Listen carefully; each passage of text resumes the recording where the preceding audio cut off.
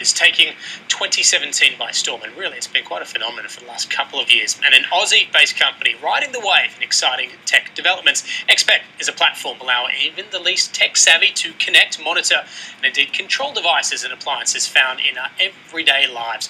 Most recently, the company expanded into the Singapore market. And for more, Xped's Managing Director Martin Despain joins me now in the studio. Martin, appreciate your time today. Before we get into some of the expansion and the growth ambitions, just give us a bit of background to Xped.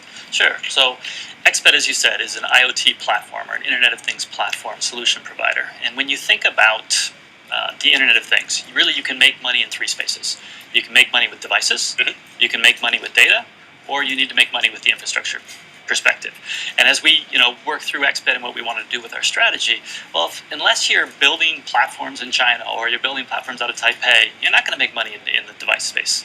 And then unless you've got thousands of data scientists, you're really going to struggle to make money in the data space. So that left us in what I call the plumbing, where we prepare the IP and the technology that allows people to seamlessly sync with the devices, taking it back to the data and ensuring that that data flows smoothly.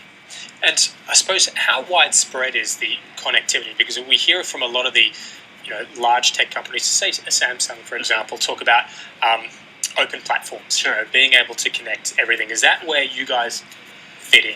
It is where we fit in. And really, what you just addressed there is what I used to call the protocol wars.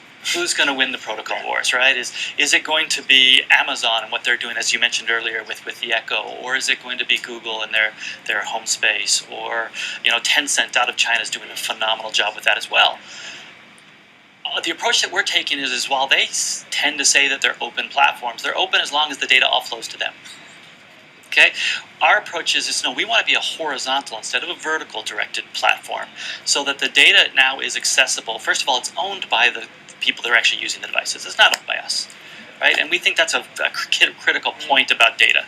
Okay, and then it's also being used by the people that are actually providing the services. So we're talking to the telcos, the MSOs. We're talking to the refrigerator manufacturer that all of a sudden wants to be part of the IoT wave, right? That wants to be able to take the data from the refrigerator and understand that, your filter is starting to get clogged, so I'm going to send you a message. These are important pieces of data that will enhance the value of their experience. But we don't want to own the data. As I said, we're the plumbers.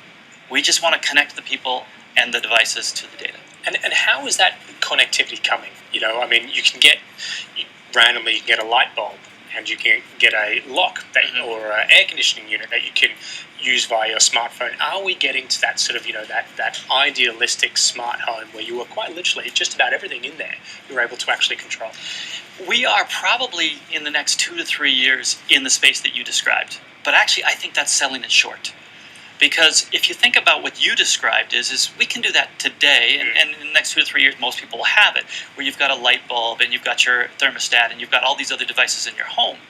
But to be able to control them seamlessly from a single app is what we're building. Okay, so right now, if I wanted to do that in my home, I'd need 15 different apps on my phone. That's confusing. It's the data rules are very confusing for the end consumer. If you want to create services around it, you have to develop APIs with 15 different companies, things like that. It becomes very overwhelming. And so what we're trying to do is create a platform and a standard that allows that all to seamlessly. We're going to do the dirty work for you. I'm going to go create the 15 different APIs for the 15 different companies and bring that into a single. And how is that being received by all the various stakeholders in the industries, and how is that then leading to growth? We made mention of Singapore, but there are some serious ambitions in terms of market growth for the company. Absolutely. So, it starts, this is a multi-layered pie, or I should say cake, not a pie.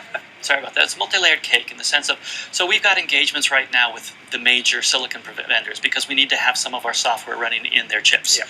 Okay, so that's like the T-Links and the Intels and the Qualcomms of the world, ST Micro and such.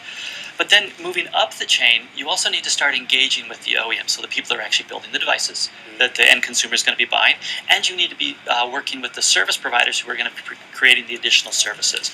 And so what we're doing is aggregating all of that. So it takes a little bit of time.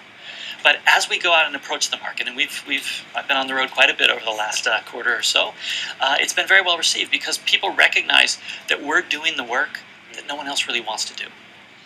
And so it's I keep referring to that plumbing analogy. Not a lot of people want to be plumbers. but you can still make pretty good money being a plumber. Yeah, not bad. Look, Martin, unfortunately, we've run short of time. Got to leave it at. Appreciate your time today. Thank you. My pleasure. We, as mentioned,